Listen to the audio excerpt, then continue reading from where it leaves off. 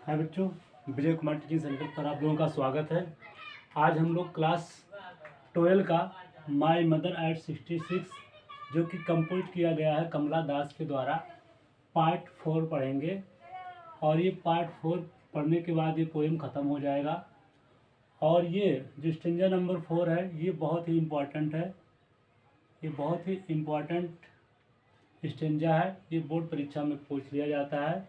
तो आइए हम लोग पार्ट 4 को समझते हैं कि इसमें क्या बताया गया है। पोएट्स ने, कवित्री ने क्या बताया है इन 4 लाइनों में, और इन 4 लाइनों से क्या महत्वपूर्ण क्वेश्चन बन रहे हैं, फिर हम लोग उसको एक एक मीनिंग वाइज समझेंगे। तो स्टेंजा नंबर 3 में हम लोगों ने पढ़ा था कि वो एयरपोर्ट पर पहुंच गई थी और सिक्योरिटी चेक के बाद कवित्री ने अपनी माँ को कुछ गज की दूरी पर देखा था। तो कुछ गज की दूरी पर जब कवित्री ने अपनी माँ को देखा तो वो कैसे दिखाई पड़ी थी उसको, ये स्टेंजा नंबर 4 में हम लोग समझेंगे। One fell as a late winter's moon and felt that old familiar ache, my childhood's fear। जब उसने अपनी माँ की तरफ देखा था तो वन मतलब फीकी, पेल मतलब पीली नजर आ रही थी। जब कवित्री ने अपनी माँ की तरफ देखा तो वो वैन मतलब क्या थी, फीकी बोल सकते हो, फीकी फीकी नजर आ रही थी। पेल मतलब पीली नजर आ रही थी। जब कवित्री ने अपनी माँ की तरफ देखा तो वैन पेल किस नजर आ रही थी, फीकी और पीली नजर आ रही थी। As a late winter's moon, as मतलब जैसे, लेट विंटर्स मून, लेट मतलब जो देर तक उग चुका हो, देरी से उगा हुआ हो। विंटर्स मून मतलब विंटर तो ठंडी होता है, और इस मतलब काकी के, मून मतलब चंद्रमा, मतलब चंद्रमा, ठंडी की चंद्रमा मतलब शरद ऋतु की चंद्रमा के समान दिखती थी। जब कवित्री ने अपनी माँ की तरफ देखा तो वो फीकी नजर आ रही थी, पीली नजर आ रही थी। As a late winter's moon, और कैसे नजर आ रही थी, शरद ऋतु की चंद्रमा की तरह। तो इस प्रकार देखा जाए कि जो कवित्री की माँ ने अपनी, कवित्री ने अपनी माँ की तुलना किससे की है, विंटर्स मून से की है, लेट विंटर्स मून की, मतलब ऐसा शरद ऋतु की चंद्रमा जो देरी से निकला है, देर तक निकला हुआ है, उससे तुलना कर रही है। तो उसने अपनी माँ की तरफ देखा जो वैन थी, पेल थी। एज ये लेट विंटर जो फीकी दिखाई नजर आ रही थी, दे रही थी, पीली नजर आ रही थी। एज ये लेट विंटर्स मून, और शरद ऋतु की चंद्रमा जैसी नजर आ रही थी। एंड फेल्ट, और जब उसने ऐसा देखा कि एकदम वो फीकी है, चेहरा उनका पीला है, और जैसे शरद ऋतु की चंद्रमा होता है, ठंडी में जो चंद्रमा होता है एकदम धुंधला नजर आता है ना, चंद्रमा एकदम पूरा क्लियर नहीं नजर आता है, तो वैसे नजर आ रही थी। तो एंड और फेल्ट महसूस किया, दैट ओल्ड फैमिलियर एक, तो उसने अपना वही ओल्ड पुराना, फैमिलियर जाना पहचाना, एक मतलब दर्द या कष्ट को महसूस किया। जब कवित्री ने अपनी माँ को देखा कि वो फीकी, पतली और शरद ऋतु की चंद्रमा जैसे नजर आ रही है, तो उसे अपना वो पुराना जाना पहचाना कष्ट महसूस हुआ। और क्या कैसे महसूस हुआ, माई चाइल्डहुड फियर, और कवित्री कहती है माई मतलब मेरा, चाइल्डहुड मतलब बचपन का, फियर मतलब भय, और मैंने अपने बचपन का भय महसूस किया। बचपन का भय का महसूस क्या होता है कि कोई भी बच्चा होता है वो अपनी माँ से दूर नहीं रह सकता है, कि उसकी माँ कहीं चली गई हो या ऐसे हो गए तो बड़ा उसे कष्ट होता है। तो कवित्री कहती है कि अब तो लगता है कि इनकी जो माँ है एकदम ओल्ड है, बहुत एकदम फीकी नज़र आ रही हैं, एकदम धुंधली नज़र आ रही हैं, शायद वो कहीं अपनी माँ को फिर मतलब खो ना दे। अब उसका शायद लास्ट स्टेज चल रहा होगा, ऐसा वो समझ रही है। तो वो कहती है कि वही मेरा जाना पहचाना पुराना बचपन का कष्ट मुझे महसूस हुआ, माई चाइल्डहुड फिर, और मैंने अपने बचपन का भय महसूस किया। तो कवित्री ने जो अपनी माँ की तरफ देखा तो वो विंटर मून की तरह नजर आ रही थी, और उसने जब देखा तो उसे अपना जाना पहचाना कष्ट महसूस हुआ। और माई चाइल्डहुड फिर, वो कहती है मुझे मुझे अपने बचपन का, चाइल्डहुड मतलब बचपन का, फिर मतलब भय महसूस हुआ।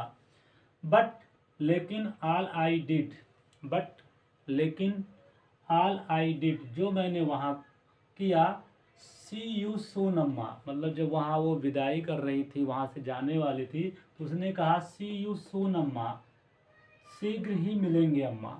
जब कवित्री अपनी माँ से विदाई ले रही थी, कर रही थी, वहाँ से जा रही थी, तो उसने क्या कहा, बट ऑल आई डिड, जो मैंने वहाँ किया वो क्या था, सी यू सून अम्मा, मैंने कहा तुम्हें शीघ्र मिलेंगे अम्मा। ऑल आई डिड वाज, और जो मैंने वहाँ किया केवल एक चीज़ किया, smile and smile and smile, मुस्कुराती रही, मुस्कुराती रही और मुस्कुराती रही। तो कवित्री ने जाते समय अपनी माँ से वादा किया कि सी यू सून अम्मा, हम तुम्हें शीघ्र मिलेंगे अम्मा। और उसने वहाँ उनके सामने एक चीज़ और किया, स्माइल स्माइल एंड स्माइल, मुस्कुराती रही और मुस्कुराती रही।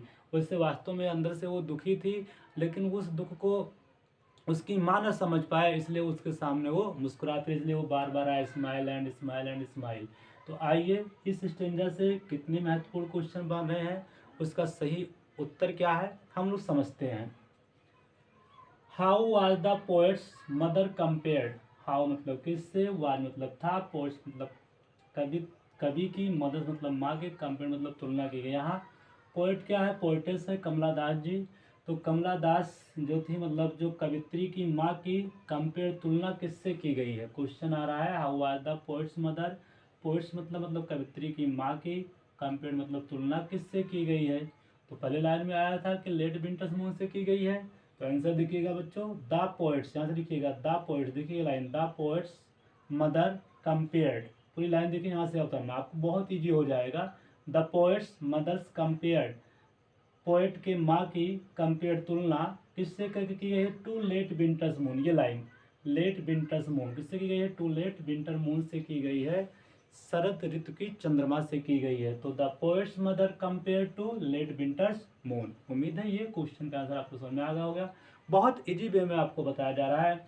How did she poet feel, how did the poet feel, कवि ने क्या महसूस किया, कवि ने जो अपनी मतलब जो कवित्री है कौन, कमला दास, जो अपनी माँ को देखा था तो उसने क्या महसूस किया था, यहाँ आया था क्या महसूस किया था, फेल्ट महसूस किया, ओल्ड फैमिली है अपना पुराना वही जाना पहचाना दुख और बचपन का भय। तो देखिए द पोएट फेल्ट, जो फील है बच्चों क्या कर देना, फेल्ट कर देना सेकंड फॉर्म में, द पोएट फील का फेल्ट हो जाएगा, द यहाँ से ध्यान दीजिएगा क्या महसूस किया, द ओल्ड फैमिलियर एक, एंड और क्या महसूस किया था, हर चाइल्डहुड फियर, अपने बचपन का भय। तो द पोएट फेल्ट, कवि ने महसूस किया अपना जाना पहचाना दर्द, एंड हर, अपना जाना पहचाना पुराना दर्द कष्ट, एंड हर चाइल्डहुड फियर, और अपने बचपन का भय।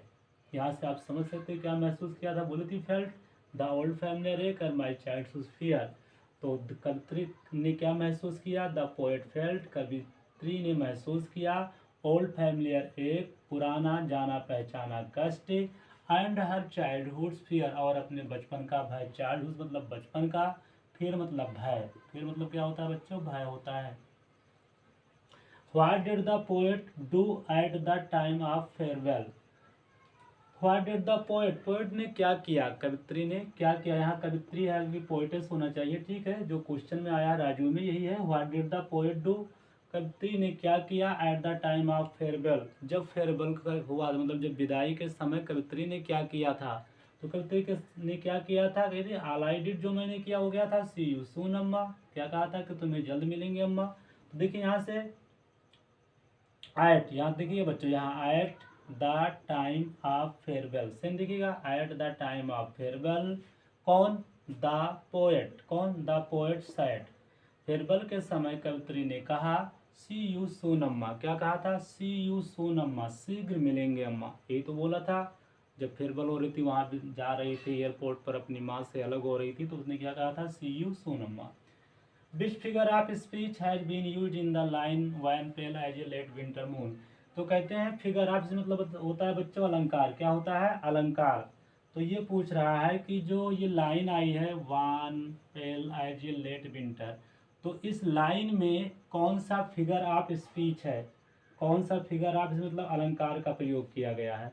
तो बच्चों ध्यान दो, जहाँ पर कंपेयर करने के लिए एज, लाइक, सो आज का प्रयोग किया जाता है, वहाँ सिमली अलंकार होता है, क्या होता है, सिमली अलंकार। सिमली अलंकार की और विशेषता है कि यहाँ पर दो अलग अलग वस्तुएं होती हैं और दोनों वस्तुएं अलग अलग जात की होती है, एक ही जात की नहीं होती है।